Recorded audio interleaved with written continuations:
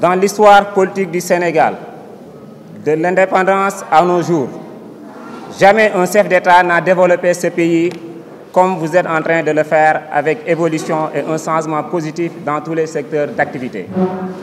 Les commentaires sont libres, certes, mais le nihilisme ne pourra rien changer sur les réalisations qui sont opérées partout dans le pays. Et ce n'est que le début du commencement.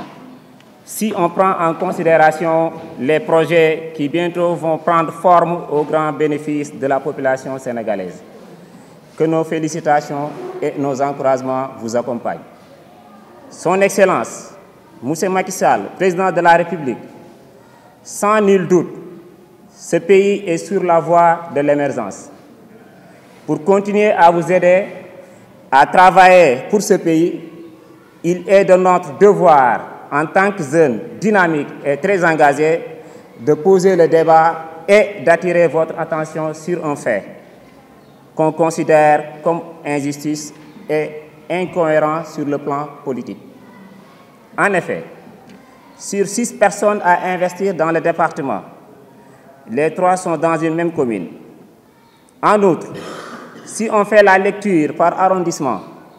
celui de Dagoudane a vu 5 de ses responsables investis sur la liste départementale.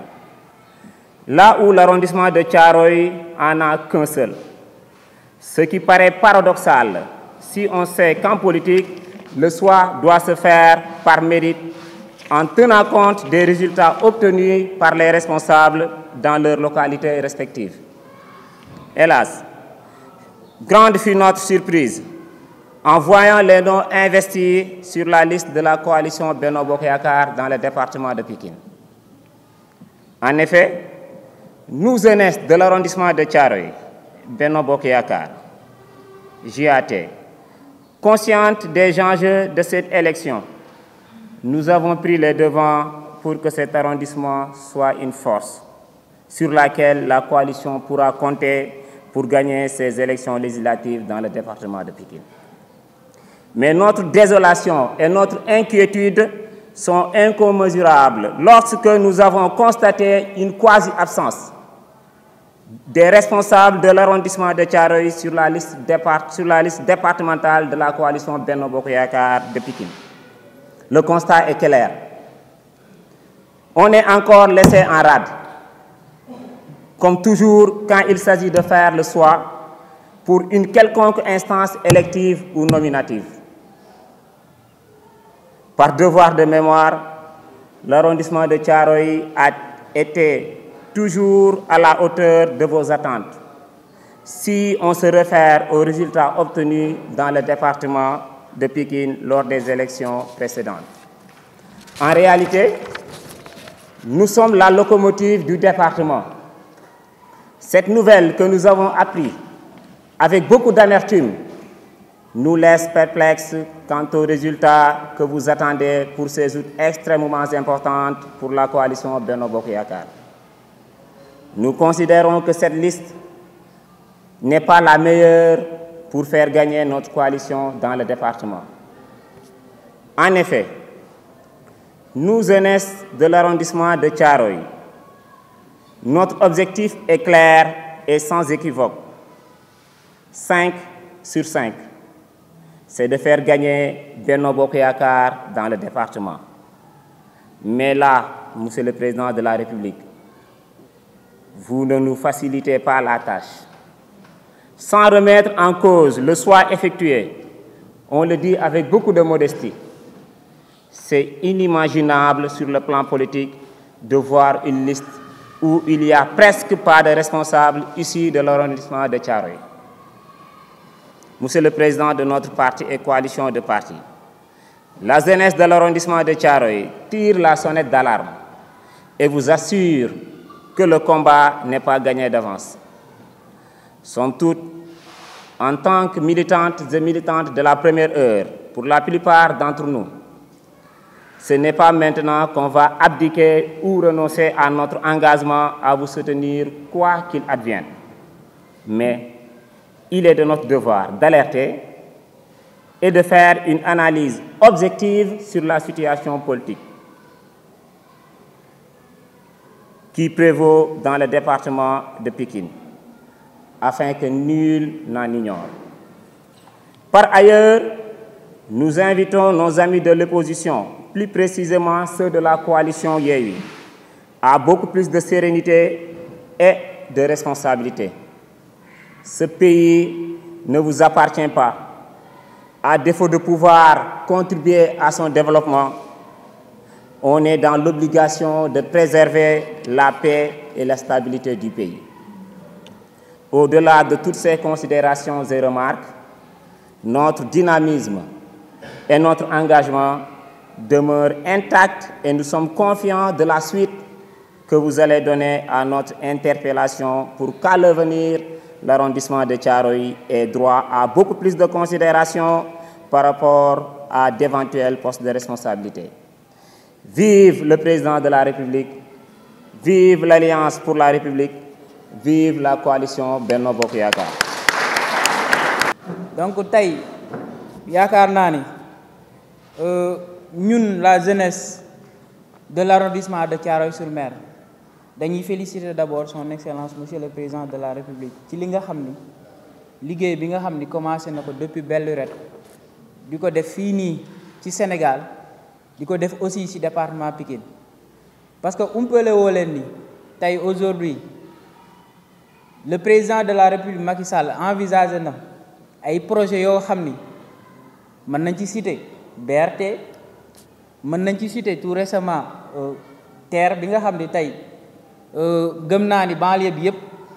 mooy seen ouf de soulagement parce que ba mu fi ñëwee ba léegi dafa régler problème yu bari di kontaan bu baax vraiment ci fi nga xam ni mu ngi koy jëmee Sénégal à travers peut-être vision mooy le PSE mooy plan Sénégal émergent mais nag bu weesoo loolu tey contexte électoral moo ñu fi dajale parce que ñëpp xam nañ ni depuis lundi autant pour moi publier nañ liste bi nga xam ni moom mooy représenter député yi fële ca assemblée nationale tey nag ñu gis ni tey lu toll ni arrondissement ci Thiaroye nga xam ni mën nañ wax ni sax moom mooy grenier électoralu département Pikine ñu gis ni tey la plupart investissement yi dafa demee boor ñu mën ci citer 6 yoo xam ni tey fële la ci arrondissement Dagoudane ba ci sax li gën a doy waar mooy benn commune boo xam ni tey mën nañ ko sax bañ a lim ñu am fa ñetti investi yoo xam ne ñoom dañ leen l'élection yi passé dañ leen dóor yu métti donc ñun nag en tant que jeune nekk ci département bi conscient nag ci avenir politique gu parti bi ci avenir politique gu département bi ñu ni nag dinañ ànd ak nit nag mais dafa am benn góor bu doon wax ni mu ni gis nga un chef wala njiitu réew dafa war a am jeunesse bu libre ci côté parce que loolu moo koy dimbali pour que fi mu jëm mu mën a xam fan la pour que fi mu teg tànkam mu mën a xam lan la donc nag ñu gis peut-être cette manque de considération wala manque de respect boobu noonu mën nañ ko tuddee sax noonu parce que tey boo ñëwee arrondissement Thiaroye nga gis une commune comme Mbao wala nga gis commune bu mel ni Diamaguène Sicap Mbao parce que mën nañ wax ni kii gañ Mbao gañ Diamaguène Sicap Mbao gañ département de Pikine mais ñu dem Thiaroye Gare gis un jeune maire boo xam ne tey dafa ñëw prouver gagner xam nga ñu koy li inimaginable mooy ñu koy yóbbu peut-être ci comment dirais-je suppléant mën nañ wax ni sax remplaçant xam nga te sax ci loolu noonu mën nañ wax aussi ci beneen commune bi mu taxalool am na beneen damba tamit boo xam ni suppléant la tamit ñu jàpp ni nag loolu noonu tey jeunesse arrondissement Thiaroye ñoo taxaw pour wax ni son excellence monsieur le président de la république genre pratique yooyu noonu ñu dañoo bëgg Longo baax na de partem la de waaye nag bëgg nañ tey lépp lu mu ciy defati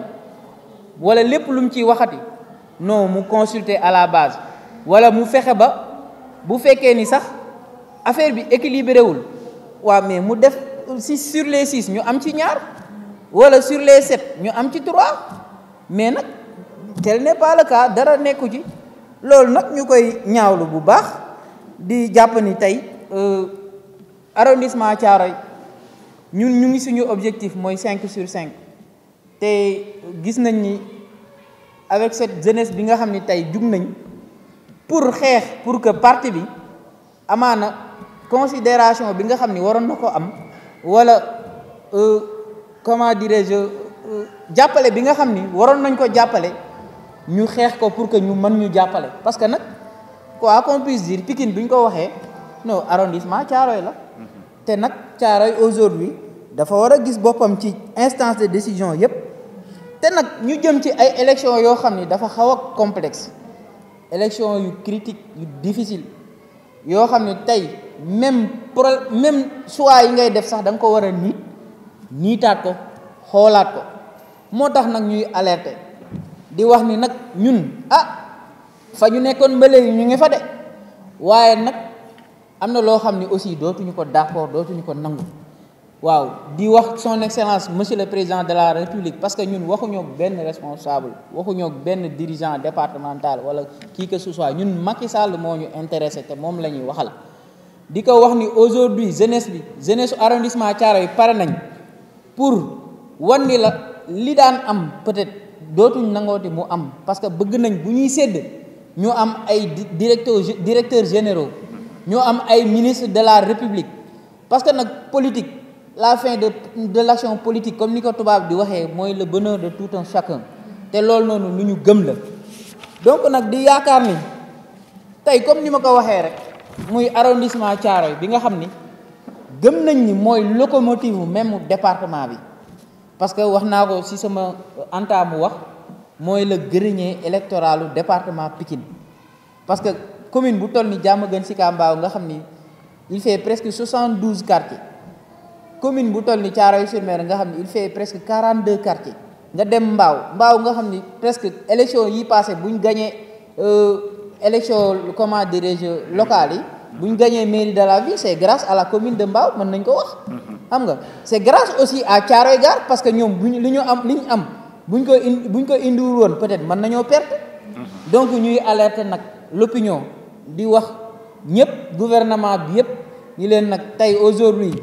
ñun la jeunesse de l'arrondissement Thiaroye dootu ñun nangoote ñu ñuy laisser en rade parce que dañoo sonn te aussi xam nga bëgg nañ li nga xam ni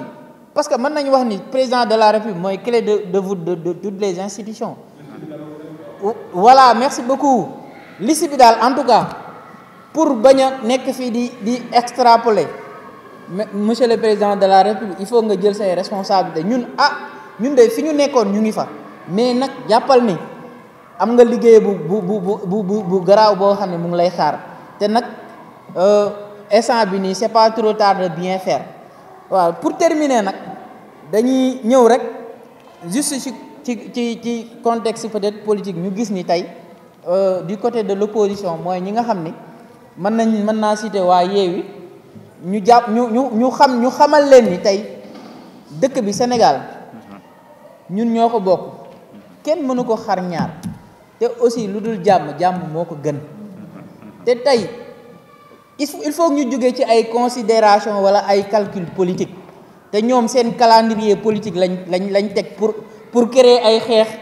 ay wàcc ci mbedd mi ay violence ay rayante te loolu noonu lañ wax ni dafa war a doy te nag di leen dànkaafu di leen wax ni instant bii nii luñ ci bañul ñun balañu ñu ko ñun jeunesse arrondissement bu comment dirais bu Pikine waaw bu Thiaroye donc loolu daal la ñu amoon ci li nga xam ni bëggoon nañ ko tasaare ak ñëpp di gërëm ñëpp je vous remercie